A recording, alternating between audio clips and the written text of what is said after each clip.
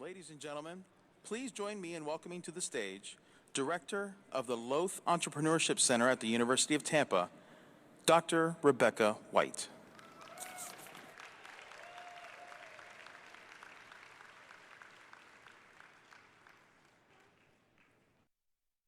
afternoon. Welcome to the University of Tampa Loth Center Main Street Entrepreneurship Series program offered today in conjunction with the National Collegiate Entrepreneurs Organization. Try saying that 3 times quickly. Welcome. We're so glad you're here. We hope you're enjoying your lunch, and we're really excited about the speaker that we have and the program that we have for you today. The Main Street Speaker Series program is something we've been doing for about 5 years here in Tampa, and we usually offer it every semester. And it's a way to bring together individuals from the community with students so that we can all learn more about entrepreneurship from an exciting speaker, but also it gives us an opportunity for students and community leaders to meet and network. You'll probably notice today, for those of you that have been to the program, that we got a few more students than usual in the room. I think we have about 800 students that are here from all over the U.S., and for those of us from Tampa, I know we're really excited to have you here. So thank you for coming to Tampa, and we hope that you really are enjoying the conference. This would not be possible without our sponsors. And for the past 5 years, we've actually been sponsored by one institution, which I'm going to talk a little bit more about here in a little bit. But I want you to help me thank North Star Bank, who's our premier sponsor for today's event.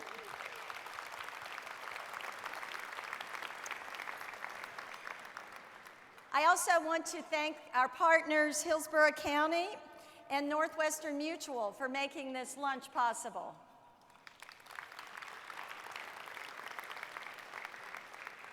And I want to thank all of our community residents and table sponsors for being here today and for being a part of this event. At the University of Tampa, we have an entrepreneurship program that includes a number of degree programs. We have an undergraduate major in entrepreneurship, an undergraduate major in international studies in entrepreneurship. We have a minor in entrepreneurship, and we also have an MBA with a specialization in entrepreneurship, and we just added a brand new MS program in entrepreneurship. In addition to that, we offer a lot of programs for students of any major who want to practice entrepreneurship in our beautiful new Innovation and Collaboration building with the new Loth Center.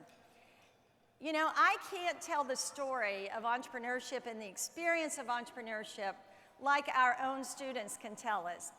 And one of our students, about a year ago, decided that he wanted to memorialize what he felt about his experience at our university in the entrepreneurship program by creating a video. So I'd like to run that video now. It's called Great Enterprises, done by AJ Vivicchio. Great enterprises are only achieved by adventurous spirits.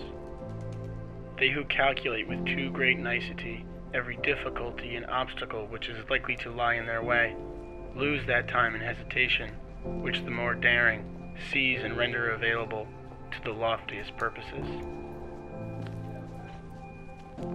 It's interesting how simple it is to look back on our lives and reflect on the experiences that we had and the decisions that we made.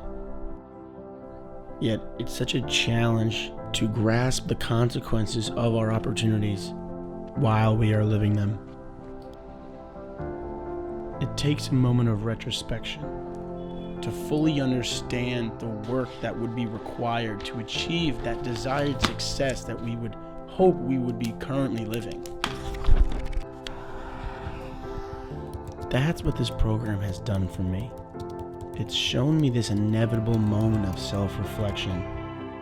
It provided me the tools to take my creative passion and turn it into a viable business.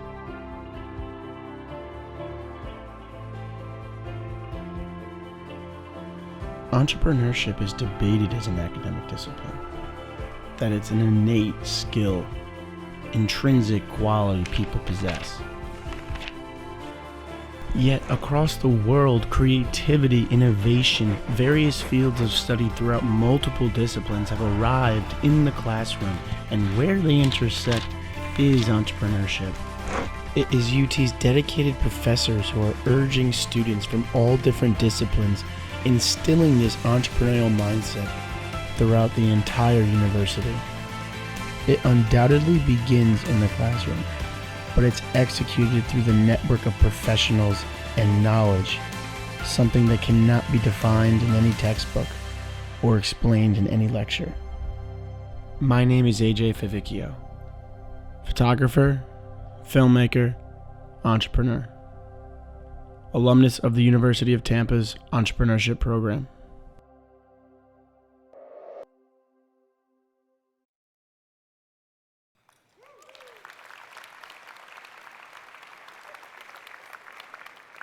AJ Favicchio, amazing young student from the University of Tampa.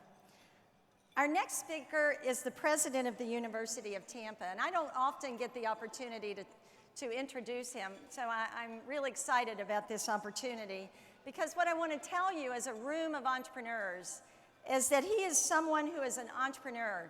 Having had his own multi-site business, consulting business and research business for a number of years, also serving as an entrepreneur on university campuses for a number of years. He was at first at Bradley. I know we have some Bradley students here. And then came to the University of Tampa, and he served as a professor, an endowed chair, the dean, and then became the president of the university. Under his presidency, our university has had unparalleled growth. We've had over 500 new faculty. Since 1997, $530 million of construction. We've grown to 8,300 students from all 50 states and 140 countries. I could go on and on about how this individual has changed the landscape, literally and figuratively, of the University of Tampa. He's someone who's very engaged in the community and a great philanthropist and supporter of the entrepreneurial ecosystem here.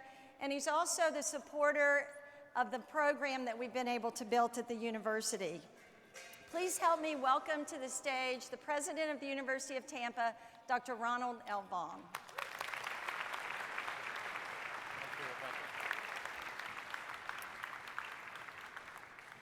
Thank you, everyone, and welcome.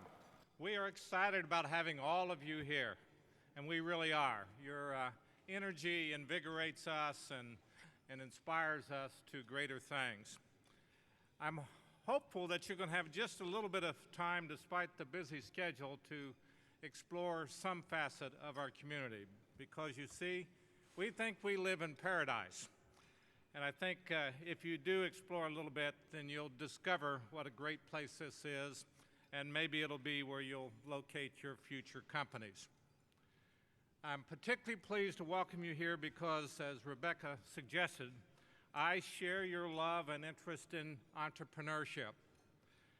I believe our region and the U.S. greatly needs your passion and vigor in developing new enterprises. So in many ways, you are a key part of our country's future. I also do share an interest as an entrepreneur, as Rebecca also mentioned. I've launched and grown several businesses earlier in my life. And I have to tell you, no matter what you do, you probably have already learned many lessons, as I did, that have helped me greatly over the years. So I certainly learned much about being an academic entrepreneur from the several businesses I developed over the decades. As you'll discover if you wind up visiting our campus, we're a model metropolitan university. We do things a little bit differently. We try to be very innovative and creative and change constantly, adapting to the world in which we are in. We are a university that's the same size as Wake Forest and Princeton. I don't know, maybe there's some here from Wake Forest or Princeton. I hope so. We have a rich, high-quality educational experience with over 200 programs. There's 140 countries represented on our campus and all 50 states at any one point in time. So we have a very diverse campus community, and we enjoy that a great deal. I hope you have a great conference, and I hope you'll have the chance to perhaps come over and look at our Loth Entrepreneurship Center. It is unique, and a wonderful Sykes College of Business as well. So enjoy the conference, everyone. Thank you.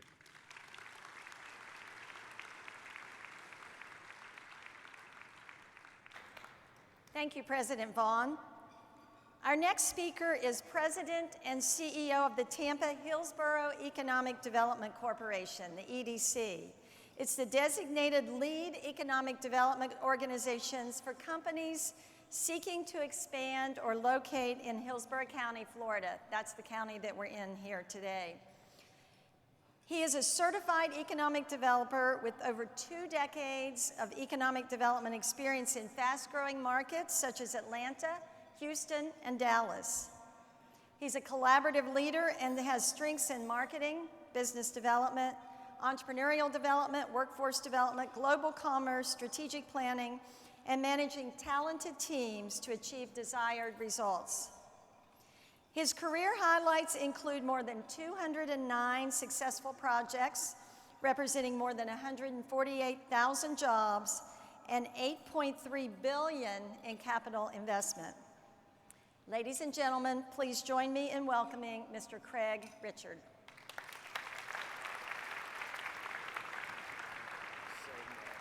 Thank you for being here. Good afternoon, everyone. Just in case you haven't been welcomed in the last 2 minutes, let me offer my welcome to you as well. I'd like to congratulate the University of Tampa and Hillsborough County for hosting and supporting such an incredible conference. It's so good to see so many young, happy, energetic faces out there.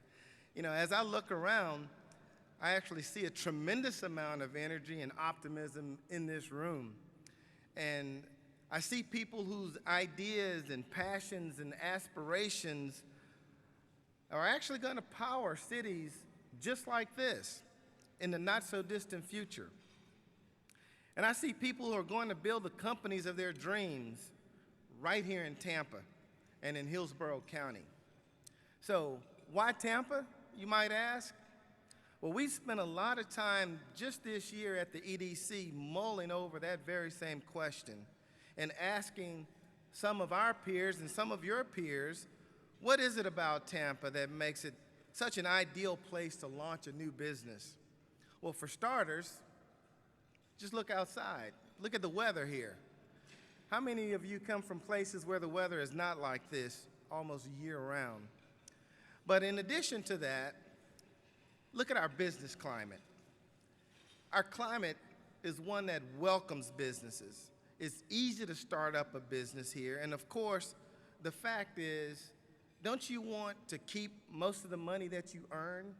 So here in Florida, we don't have a state income tax, so you might want to consider that. Another thing that young CEOs love about Tampa is the talent that they can actually find. Talent that places like the University of Tampa, USF, the Hillsborough Community College, and so many other institutions here are producing. And when that one perfect hire has to be recruited from somewhere else, guess what? You will not have a hard time recruiting that person because of, again, we live in paradise, like Dr. Vaughn said. But I'm going to tell you the best reason by far to launch your career and your company here is because you probably won't find a place that's so welcoming and supportive than Tampa and Hillsborough County. Take it from somebody like me who recently located here just 4 months ago from Atlanta. I can guarantee you, you will not find a friendlier, more authentic, and more sincere bunch of folks to welcome you to a community. You're going to find it very easy to find mentors, customers, advisors, counselors, funding, that may be important to you, and anything else that you need for your business to grow and operate. So I hope that during the next few days that you spend here, you'll get a chance to explore some of the cool neighborhoods and breweries, restaurants, night spots, outdoor spaces that makes Tampa so cool and special. And I want you to imagine yourself succeeding here, crushing it at the office all day long, and then at night going on vacation for the nights and the weekends. Tampa is in the midst of a huge transformation right now, and you're actually going to hear a lot about that from Mr. Vinik. So if you want to know more about what it's like to build a company here in Tampa, if you look in your registration packet, there's a postcard that has a URL on it, and it's tampaedc.com/thrive. Check it out and give us a call if we can help you locate your business here. Enjoy the rest of the conference, and again, welcome to Tampa.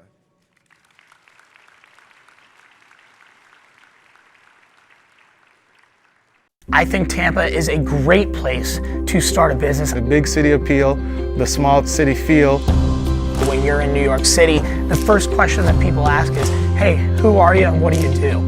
Instead of here in Tampa, what do we hear? Hey, who are you and how can we help you?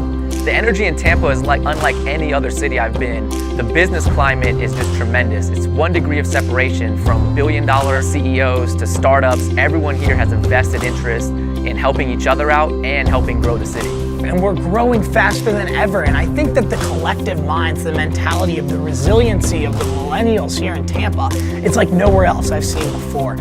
There's just so much opportunity to get involved on the ground floor, to have a voice, to be recognized, that you don't want to pass that up.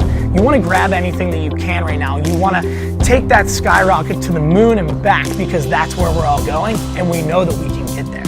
Within the next 5 to 10 years, Tampa is going to be one of those premier cities, not just in the United States of America, but in the world. Tampa is going through a real renaissance, and we're excited to be here. It's what everybody wants, right? You want to be living in a warm, tropical area. You want a great job. You want a livable city. The way I describe Tampa is it's stress-free living. You've got beaches, you've got bays, you've got restaurants, you've got sports teams. You've got a downtown that's growing and thriving with billions of dollars of investment pouring in. But I'm not sitting in traffic for 45 minutes or an hour. Everything from rents to a nice 5-star dinner, you're not going to be paying crazy out-of-pocket money, and you're still getting that quality. And I think being able to have that work-life balance leads to people's overall well-being here in Tampa. You're seeing folks come here that don't leave. It's like the gold rush. There's just so much happening and so much opportunity in this city. There's really no better city in the world to be an entrepreneur than Tampa, Florida.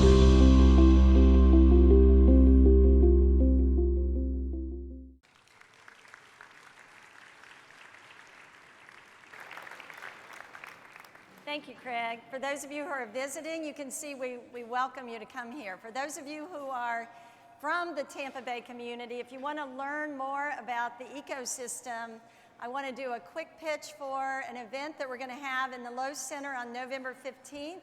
We'll be sharing the findings of a year-long research study about the entrepreneurial ecosystem. If you're interested in that, see me for more or check out the University of Tampa Lowe Center website. This event has been sponsored, as I mentioned, for the past 5 years by one of our local community banks. I love this bank, and the cool thing about this bank is it was started by entrepreneurs, Tampa entrepreneurs, and it was built for and still continues to be built for entrepreneurs. And this bank has actually been funding and helping some of the businesses that are in this room today. And they're led by a young, dynamic leader who is really excited about supporting entrepreneurship. We have a great SBA lender program. And so I'd like to invite to the podium the new CEO of North Star Bank, Scott Jacobson. I'm sorry, Scott.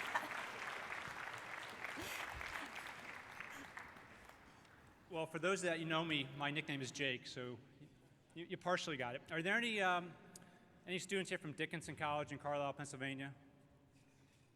I didn't think so. Well, I went to Dickinson, and it's a small school in central PA, And that was 30 years ago, and I got my car and I drove to Tampa and I never left. So this is a great dynamic city for all the reasons that you've heard.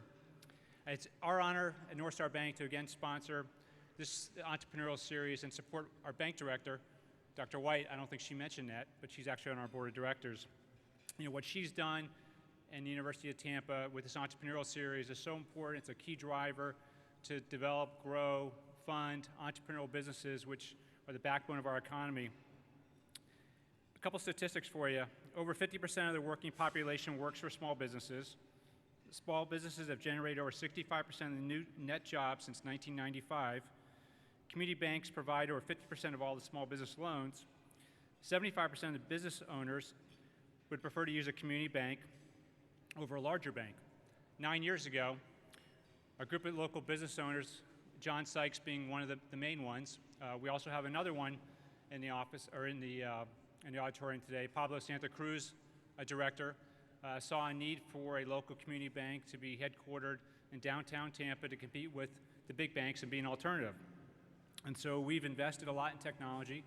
We've got the best people. We have experienced bankers. We make decisions. We're locally owned. We're doing some great things, and we give back to the community, and this is one of the ways that we do it. We create the products and services to allow business owners to be bold and to run their business. And nothing gets you more excited as a banker than to have a small business that you help finance with that first small business loan that turns into a little bigger loan that they then buy their next building, and you go on and see them do great things and hire people and be a huge asset to the community. That's what gets bankers excited. That's what gets me excited every day when I get up and go to work. And it'll be that way forever. We have plans to double the size of the bank in the next several years. We have 3 offices today. We're located downtown Tampa, South Tampa, Bel Air, St. Pete. There's lots of consolidation in our industry, creates lots of opportunities for us to hire great people. And we've got 2 tables of North Star bankers up front. So whether it's your next business loan, refinance your house, buy that piece of equipment, bank up with North Star Bank. Have a great conference, and thanks for having me.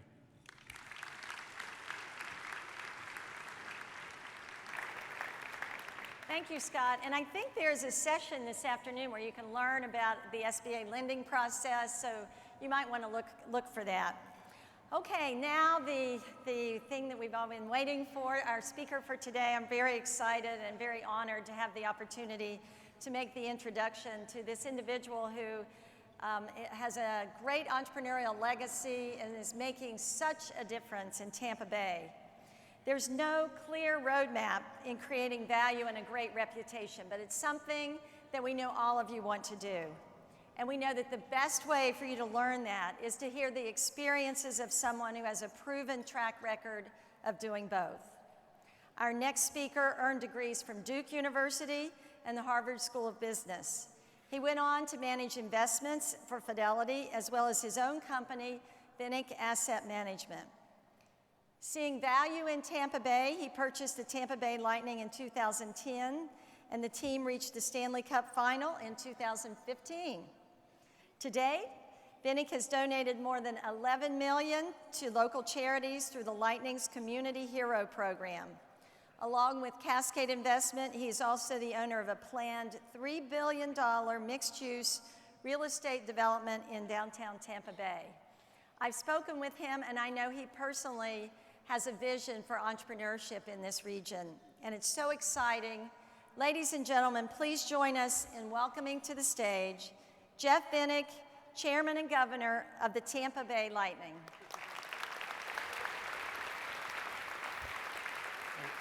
Thanks, Rebecca.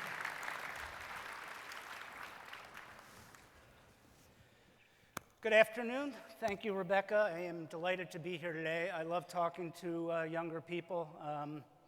One of the things when you start getting more experience in life, it's fun to share some of the stories and try to give back. So here's the deal. I don't know whether I am an entrepreneur or not. I have been here in the Tampa Bay area for 7 years, bought the Tampa Bay Lightning 2010, and we started up our real estate company about 3 or 4 years ago. I have never considered myself an entrepreneur. I've always looked up to entrepreneurs. I've always respected entrepreneurs. I've always believed that they are a critical part of our economy, of our of our social ecosystem. But me, an entrepreneur, I'm not a big picture, vision, strategic thinking type guy. I never thought of myself in that way, and it's still a work in progress. So, I'm going to talk here for 25 minutes or so. You can all think to yourselves and decide at the end whether I'm an actual entrepreneur or not, whether I've just gotten lucky and tripped over myself to get where I am and all. But if nothing else, I have a hostage audience here to talk about one of my favorite subjects, myself. Okay. So I will give a little background. As we talk about entrepreneurship and who is and who is not an entrepreneur. So I grew up in New Jersey in high school and in college. I was very math and science oriented. I was an engineer in college. Never thought about starting my own company or starting my own business or anything like that. Got out of college. I had a job for a couple of years in New York City. Then I went up to Harvard Business School. And then I started working for Fidelity Investments. And while Fidelity did not have a training program, there was plenty of mentorship. We all know how important that is. Plenty of mentorship inside the organization to help you figure out how to understand businesses and how to analyze stocks. That was my role then, and I quickly became a money manager there, investing in the stock market. I'm not sure that is entrepreneurial. Certainly nobody told me what to do with my day. Nobody told me how to, whether I should be on the phone or should I be reading or talking to companies or on the golf course with executives. There was a process of figuring it out the most effective way. So I was at Fidelity for about 10 years. I was fortunate to have very good performance. And then I went out on my own in 1996, and I started my own hedge fund called Vinik Asset Management, which we kept in business for about 16 or 17 years. Yes, I did start my own company with a very good friend and partner from Fidelity who became my partner and lifelong friend. But again, it was managing stocks. It was starting a business. It was understanding how to treat customers right and having the right software and accounting systems and keeping track of the books and all that. So there was some business generating elements. But still, I was back home. I was picking stocks. I was analyzing companies. I was trying to figure out businesses. Pretty much the same career I had had the previous 10 years. So I was with Vinik Asset Management. We were very fortunate. We started at $800 million. We grew our assets to, without taking any outside capital, we actually, from that $800 million, we grew our assets to a peak of $9.999 billion. It's a true story. We never got over $10 billion.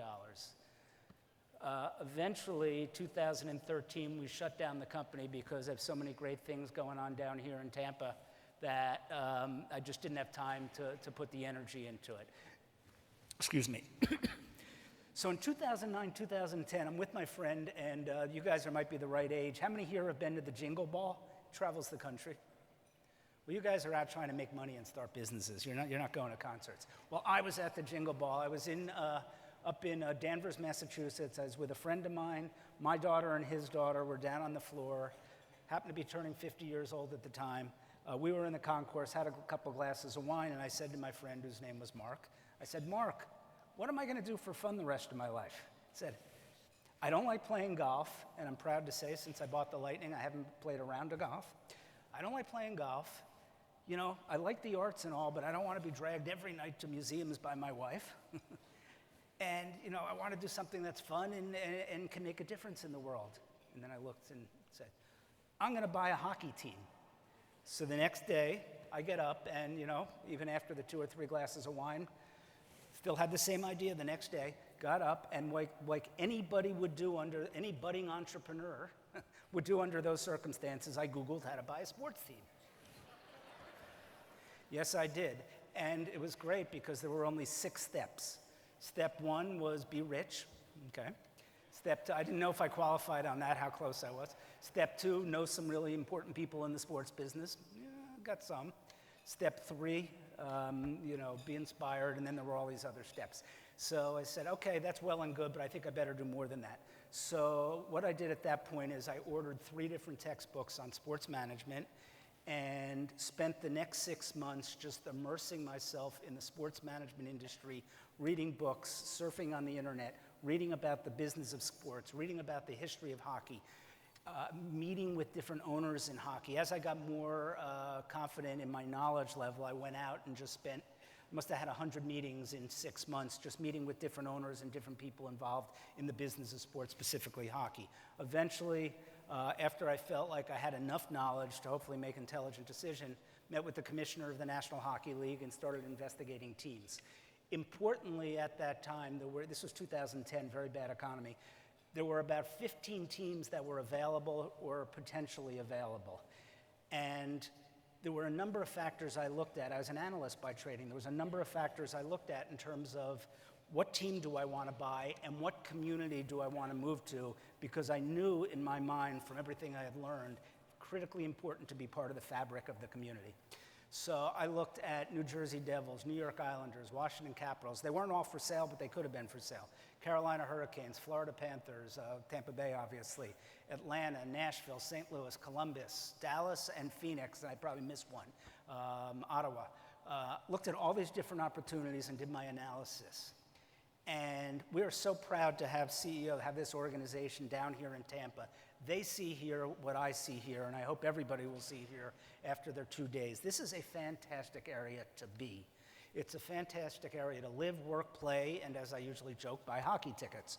And when I started looking and analyzing it in 2010, the first thing was long-term demographics here are incredible. Population is growing here 2 to 2.5% a year. That has an incredible compounding effect over 10 or 15 years. Our population will be 25% greater here in 2030. That's 25% more demand for museums and cultural exhibits and restaurants and hockey and baseball tickets, and we can go on and on. That's an incredible tailwind to have. I believe that the area from Tampa Bay, from Pinellas County, which is growing at 2%, which is right over the bridge on the beach, to Hillsborough County, where we are, which I believe can be the true business leader of Florida and an entrepreneurial leader of Florida, over to Orlando, which is also growing over 2%. This area, this massive population, about 7-8 million people, will be the fastest growing area of the country over the next 10 and 20 years. We have an incredible tailwind here, and I believe we're going to become a superpower economically in the country. So that was a big factor. Nice place to live. That was a nice, simple one. Well, you have to be part of the fabric of the community. Now, whatever other city I choose, I will insult some people in this room. But if I'm going to move my family down to a new place, do you want to live in Tampa, Florida, or you want to live in North Dakota? Is there anybody here from North Dakota? Is there anybody here from Buffalo? Okay. I should have picked a city that there's like nobody lives in and nobody would have been insulted. Well, for my family, under the right circumstances, we prefer to live here. So great place to live. Really friendly, welcoming people, history of success with hockey, young players who are terrific on the team, and on and on. This became the great place for me, but most importantly, undervalued, underappreciated. This Tampa Bay area has so much going for it and not on the radar in general of so many parts of business. I love it down here. I spend a lot of time recruiting companies and recruiting conferences and different organizations to come down here and sample what we have to offer. This is truly a tremendous place and going to be an incredible growth area in the decades ahead. I will circle back on this, but I believe a big part of what we have to accomplish here over the next several years is to become a hub, is to become a leader in innovation, in entrepreneurialism, in startup companies, et cetera.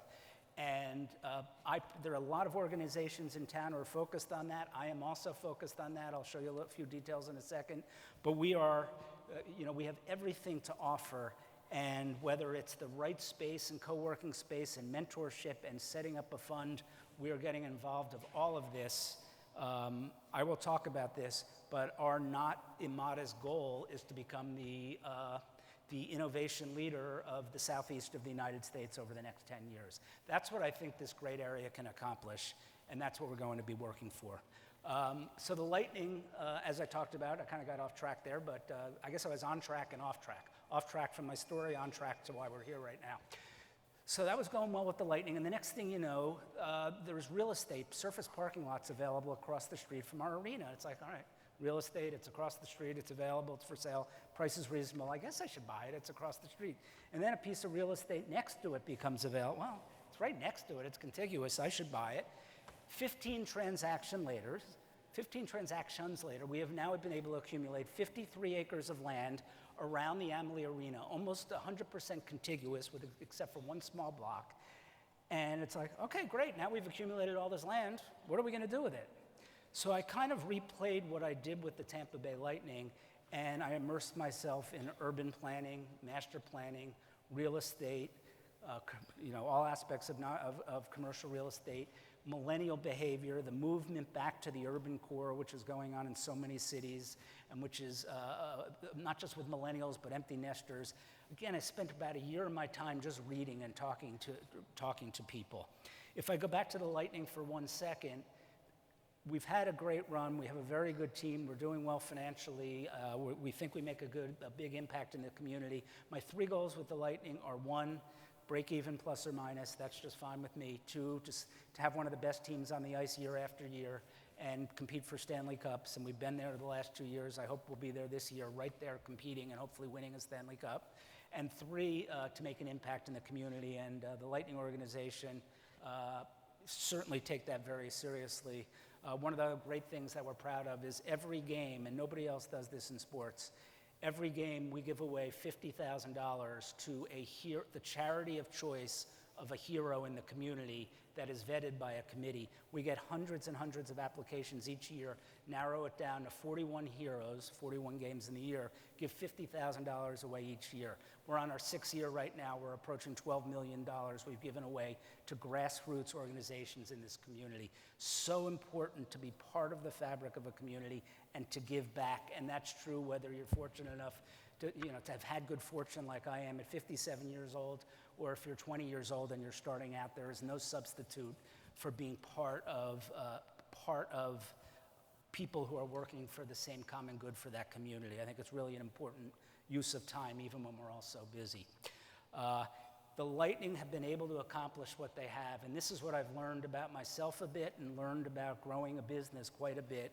I was able, right in the first year, I said we were going to be world-class on and off the ice. I was able to bring in Todd Leiweke as CEO of the Lightning and Steve Yzerman as general managers. Todd, he was with us for 5 years. He's now number 2 in the NFL to Roger Goodell. He's the COO now. Todd is the best executive in sports. Steve Yzerman, general manager of our team, 20-year captain with the Detroit Red Wings. He's as good as any, if not the best. There's no way to, these are subjective measures and I'm biased. Steve is the best general manager in all of hockey. There's no substitute for having terrific people.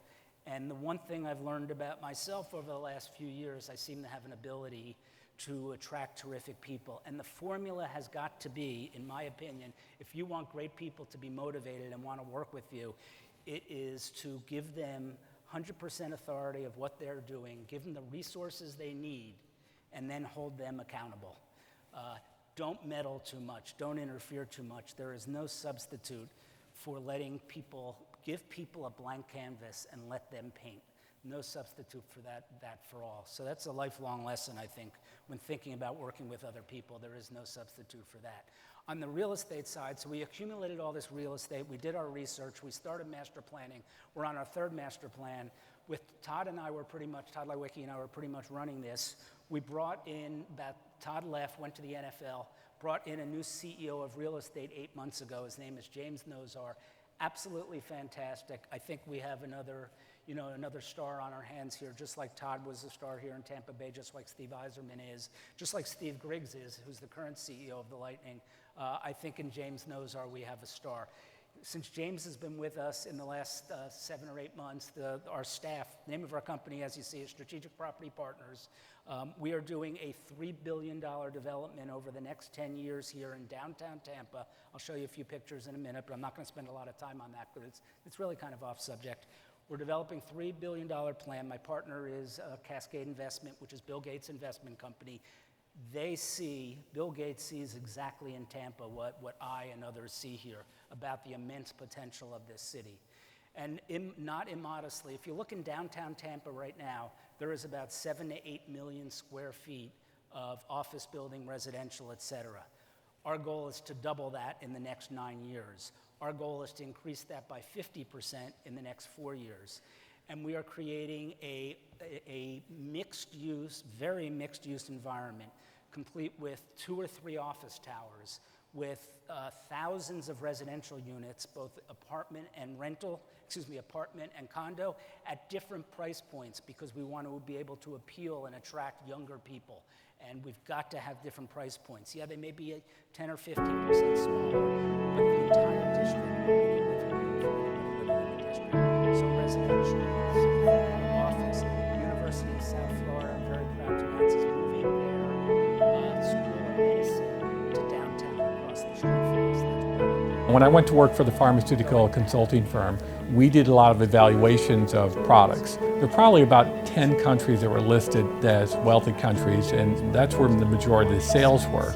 The other 180 or so were listed in a column called Rest of World, and the sales for Rest of World were very, very small. And that's where this gnawing about injustice came, and I started to go, wow, what could I do? I got part of my education abroad. It was very hard for me to realize how their doctors help their patients, and I am not able to do that here in Armenia. It's medical and social injustice.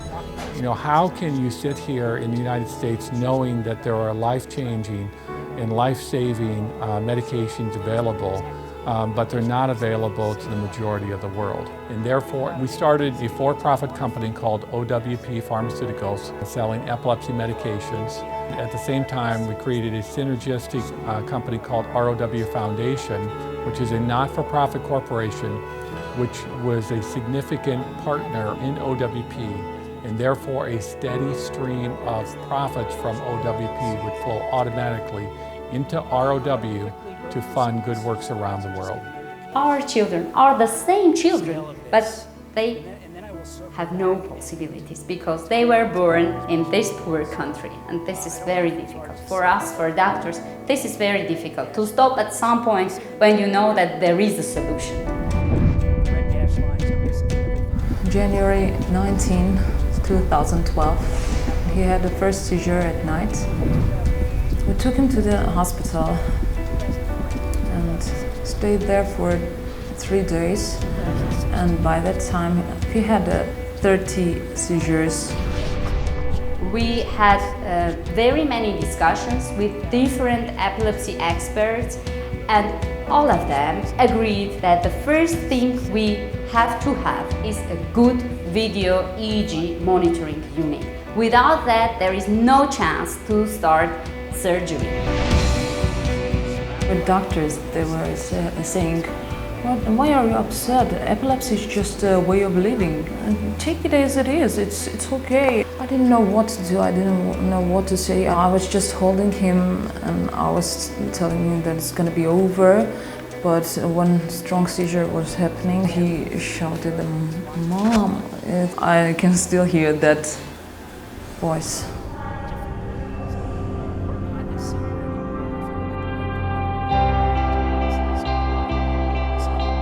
There's been so much work that myself and our team had done to get to the point where we could make a donation. And the reality that this model that we had worked on so long was having its first impact was exhilarating. And to know that we're going to change the lives of patients in Armenia through the donation of this video EEG machine was priceless. Benjamin, one of those kids, with the help of video EEG machine, we were able to remove this abnormal, pathological brain tissue, and Benjamin is cured now. Benjamin doesn't have epilepsy anymore. This VEG machine changed my son's life. I remember my doctor's happy face when she said that we have a new machine and we have a new hope. It's like she's saying, we have a new hope. It's great.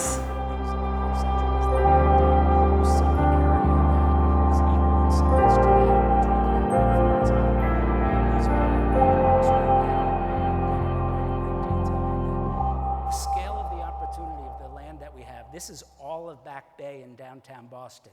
It's bigger than us, but not by a lot. This is Millennium Park in downtown Chicago, where the famous Bean exhibit is. We're twice as big, if not more, in square footage as all of Millennium Park. Unbelievable, I used the term before, blank canvas that we have on which to paint on to create a great walkable district. This is how the site looks now.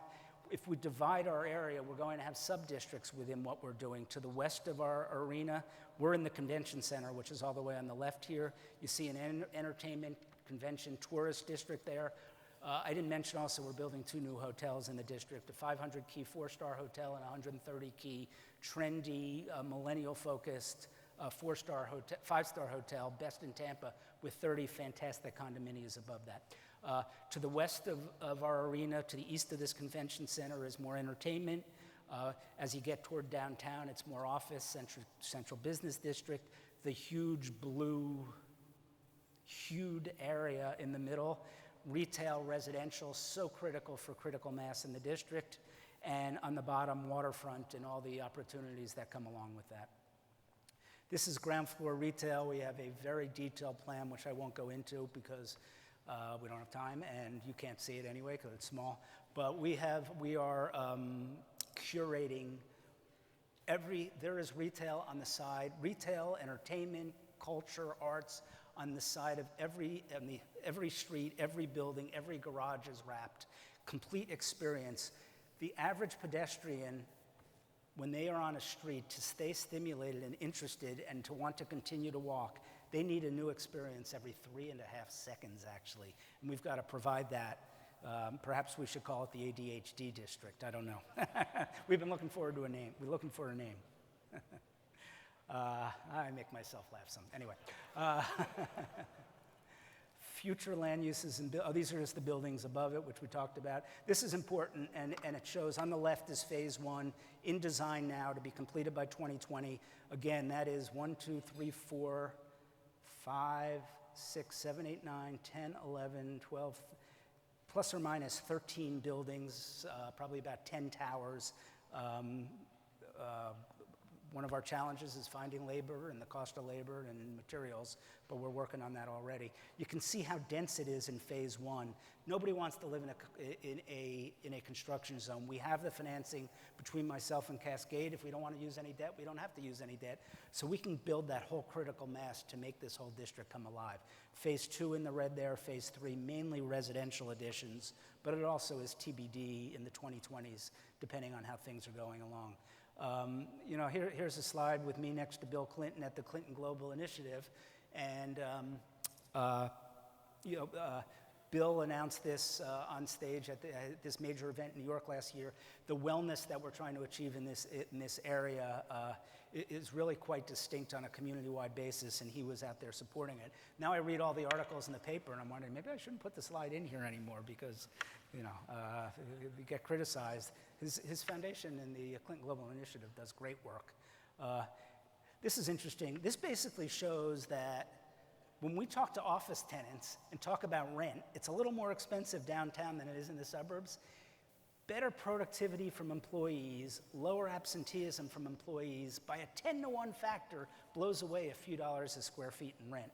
And still, it's a hard message for a lot of companies, but that's one that we preach and we think is so valuable. So that's a good, Q&A, I didn't know we were doing that. When was that picture taken exactly? So I want to talk about, before we get to Q&A, I want to talk to a little bit about some of the entrepreneurialism that I talked about. And this is a great place, and it's got all the potential in the world. It's got momentum in tech, it's got strength in healthcare and medical devices and financial services and tourism, real businesses that we have a competitive advantage in this Tampa Bay area. There are some very strong pockets of entrepreneurial activity underway in various pockets around this area. But to be frank, we haven't caught that spark yet to get to the next level. And because it's a great place to be, I see no reason why we can't achieve that and be one of the tops in the Southeast. Our community is already growing at, as I said, 2.5% a year, and that's before we have upshifted our jobs to more knowledge-based jobs. We all know here that you all are the future of where this country and probably this world is going. We have an economy, it's no longer agriculture, it's no longer manufacturing. There is a major service component, but the knowledge component, the thinking component, the creativity component, that is the center of where growth is coming from in the years and decades ahead. If you are in Tampa, Florida, you have got to make that a major part of your strategy on an urban basis for where we want to be in the next 10 and 20 and 30 years. I see that we have 50-acre district. We have the ability to build a great, I don't want to call it co-working space. We visited various incubators around the country, 1871 in Chicago and a bunch of others. We have the ability to create a space, whether it's 20,000 feet at first, or 50,000 square feet, or 200,000 square feet, to be a hub for people who want to create companies, who want to work along other side successful people, who want to work with venture capital firms, with educational institutes who could have an office and be part of that. We want mentors. We want to have a clearing location, tens of thousands of square feet to get that together in a district that you can walk across the street for a beer and have conversations after work. You can have a coffee in the morning. You can have other type of experience and go to see art with some of your companions and colleagues in the district, so you can flourish intellectually and ideas can flourish. As we know, I've seen some good videos on how many ideas, they don't come from an individual person, they come from individual conversations among individual people. Very interesting. It's our job to provide the palette, to provide the location, to provide the feel of the district to make that happen. We're going to be creating this in our district while we partner with these other pockets of activity in the area. As I said, we're going to facilitate mentorship, and we also hope to start a relatively large fund for angel seed investing, as well as the next round of investing for companies that are looking for the $500,000 to $5 million type investments. I'm working on this right now, trying to lead an effort to start a significant size fund to proclaim that we, Tampa Bay, are on the map. This is where you should come if you're starting up companies. You will love living here. You will have all the resources you need here, whether that is space, money, or mentorship. This is the place you should come and grow with our community and become part of the fabric of the community. I am ambitious. We are ambitious with the Lightning. This team was on the ropes when I took over. A lot of people said hockey couldn't flourish in Tampa Bay, Florida. You know, this is a great hockey town right now, and why shouldn't it be? It's the best sport in person. I think the best sport on TV. It's a great sport, hockey. So why shouldn't we be successful? The same thing with our real estate. We have to dream big. We have to realize how great a place we live and how much potential we have, especially with that demographic tailwind behind us. And it's the same thing with our innovation economy, with our transportation. We've got to dream big and figure out how this area is going to be a leader in the United States and world over the next 10 to 20, 30 years, because we have every reason to be a leader. Every factor is in our favor. It's up to us to execute it. So if I could pivot for a second and just talk about, I was thinking to myself as I was coming over here, what are some of the characteristics of what I believe, I don't know if it's the characteristics of the top entrepreneurs, some of the characteristics I believe are really important to being successful. And the first one, you won't be surprised, and it'll have a caveat with it.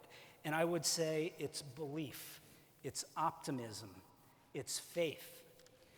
Faith in yourself, faith in your business, faith in your business concept. So I started in the stock market 30 years ago.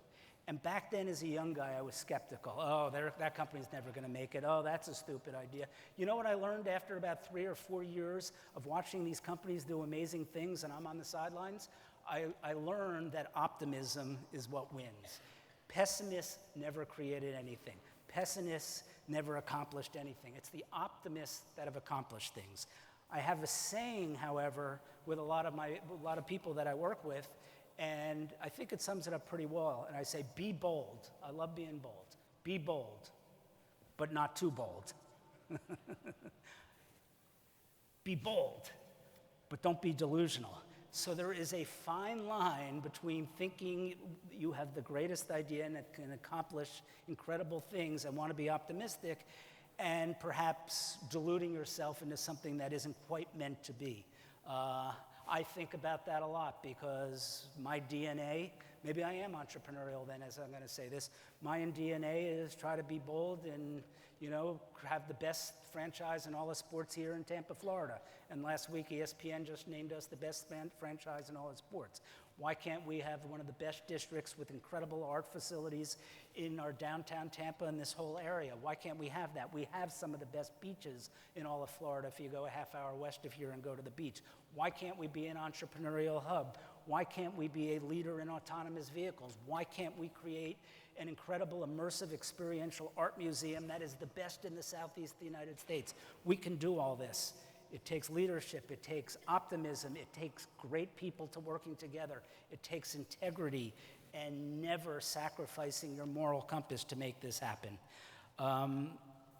Lastly, I would say it takes hard work and it takes preparation. And, you know, my days now, I love my day. I used to, when I was in the financial markets, I'd have my head down, I'd read all day long, I'd talk to companies on the phone. Now I talk, I try to inspire others. I'm a cheerleader for the city, I admit it. But I spend probably, on my average day, I have between 8 and 12 meetings or phone calls just trying to get things done. Every night, I read for 4 or 5 hours. I usually, well, if the Lightning are on, I don't read, I watch the game. But the World Series is on tonight, going home, my wife's going out. I'm gonna read for 4 or 5 hours. I'm gonna read about real estate. I'm gonna read about transportation. I'm gonna read about entrepreneurialism. I'm just gonna try to learn as much as I can. I will never be an expert on these things, but I think at least I can ask the experts intelligent questions and hopefully recruit some of the experts to come here and take us to a higher level. You've got to work hard and be prepared. There's never any substitute for that. Hard work, and you gotta be smart about things. So I've decided now, based on that I think I am an entrepreneur. I've decided after going through all that and evaluating myself. You can all have your own private opinions there, but let me open it up. We may have a few minutes for questions, and I'd be delighted to answer any thoughts that anybody has. So I see a hand up over here. Yep. I'll repeat the question if you like, if you can yell.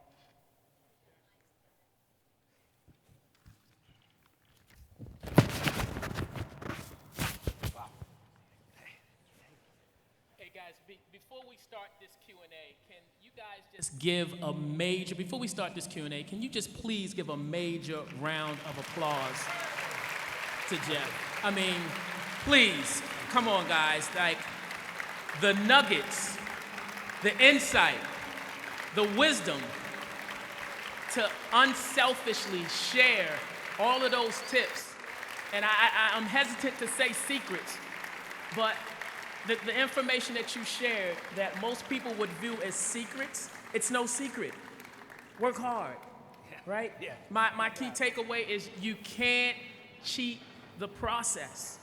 At the end of the day, right? We all want the prize and the payoff, but we have to be as passionate and caring about the process as it is about the payoff. And that's one of the key, I had so many key takeaways. That was one of my key takeaways, so I can't thank you enough. Well, very welcome. The last standing ovation I got was the first day I bought the hockey team when I told all our fans that I would not be picking the players. That was the last time I got a standing ovation like that. So thank you. Fair enough. Thank you, Jeff, for coming out. My name is Alexander Orton. I'm with the University of Florida. I have one really quick question. You mentioned that a few of the industries that you'd like to see here in Tampa Bay. Which are the two that you're really focused on right now that you really want to see in the new area you're developing? I think when we look at where we have natural advantages, certainly healthcare is one where we have advantages. Healthcare trials is certainly one where we have biotech potentially, and genetics. Those are all advantages we have. I think of financial services is another area. We have a lot of financial services companies here. Not always the best jobs and the best, but we can get them to move up and become more knowledge-based jobs. And a third one that comes to mind is tourism. Thank you. Any other questions? Where are the mic runners? We have a couple of questions over here on the left side. And while we're doing that, I do want to say one thing to you, Jeff. I noticed that as part of your preparation process, you took a vested interest in understanding millennials and millennial insight, which is really smart. I know an author who wrote a book called Millennials Revealed. I highly recommend. Okay. He's very talented, very gifted. very charming, and he's really Did you good write it? looking. Did you write yes, it? yes, sir. Okay. Got it. Yes, the next question. Well, again, I would like to say thank you very much for coming out and sharing all of your knowledge with us. Now, my name is Anthony Murray. I'm a senior at the University of Tampa. I study finance, and I have a special interest in entrepreneurship. Now, my question for you is, what would you say is some of your hardest challenges or hardships that you've occurred over the last 30 years while growing your, in many ways, empire in the university, in the Tampa area? Please don't use the word empire. I'm very superstitious. Been in this area for the last 6 years, so the real estate and the Lightning is a very different chapter in my life than the 20 years before that. In the investment world, you know, frankly, it wasn't operating the business. I had some great people taking care of the business. I'm very frank here, the investment environment has gotten harder and harder and harder, more competitive over the last 30 years, to where now I really question whether any money managers can outperform at this point in time, any active managers. If there are, it's less than 5%, and what are the odds as the public, we're gonna throw a dart and pick one of those 5%. I'm in the same bit. I don't run my own money anymore, so I find it very challenging to find terrific money managers. So I'd go right down to the nuts and bolts of the money management business. In terms of the Lightning and the real estate, now this is the first time I've been involved in growing companies, growing businesses, which is immensely satisfying. My old business, buying and selling stocks, I got a scorecard every day. So I knew how I was doing. Sometimes my mood at night would be based on how I did that day. When we're in real estate or we're in the Lightning, there are factors you can't control. There are, in the stock market, there really are no factors that you can't control. When I make or lose money on investment, it's up to me. If it's my mistake. If I bought it and it went down, that's my fault. If I shorted it and it got taken over, that's my fault. But now there are factors. A guy gets injured. Kucherov goes down with an injury last night. He's only out for a week or two, so it's not the end of the world. But if it occurs in the playoffs, it's a big deal. Can't control it. So you learn. You can control what you can control. You do your best. You work hard, et cetera, and the opposite. Now we look at, on the real estate side, great aspirations. This community has been fantastic, and the mayor and the county commissioners, I could go on and on, also supportive of what we have to do, but everything requires a process. So as much as I would like to have buildings going up right now on our parcels, we're still a year away from it because we've got to do everything, dot every I and cross every T. I don't call them, I don't call them major setbacks. I call them just, when you're in various businesses, there are rules you have to operate by. So I guess I'd say in my current life, I wish we could get things done quicker, although I think we're moving at a very, very fast pace. But I've been fortunate, haven't had major setbacks.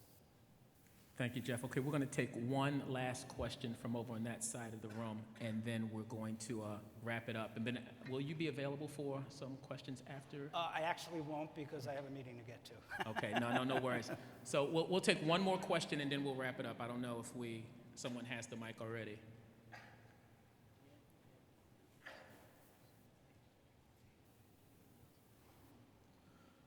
I'll be available for a few minutes. I can do a few minutes. Okay. Thanks.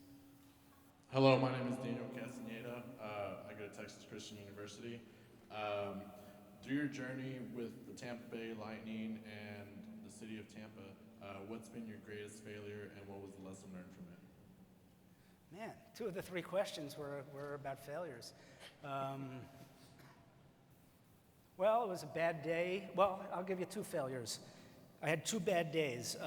One is when we had an office tenant to move down to our district to build a 300,000-foot building, and we were basically ready to sign the contract, and they pulled out. That was a bad day. I remember where I was. Had an extra glass of wine that night, but you know what? You dust yourself off and you keep going. And honestly, I'd say when Todd Lewicki, who is a great mentor to me, a masterful CEO of the Lightning and a phenomenal person, when he left, that was a hurdle. It was a setback to us, and but at the end of the day, you're going to have those sort of things are going to happen, and you come back hungrier and working harder and determined to accomplish your objectives. So, I think to a decent degree, I mean, if we all have our health, first of all, we have everything. I know most of you are young, but to a decent degree, there are no setbacks It's all an attitude. And if that path doesn't work, figure out why it didn't work, and then try that path, or make that path work. But I try to have a positive attitude, and you know, there are going to be things, you know, with this real estate, we had an office tenant who I'm determined when I get going, and I worked very hard, and they gave me an A+ for determination, but I got an F for bringing that office tenant downtown. So there are setbacks, but what are you going to do? It's their loss. Thank you. Jeff, thank you. And Rebecca, if I could have you come up on the stage. Once again, another round of applause, ladies and gentlemen, please. Thank you, thank you.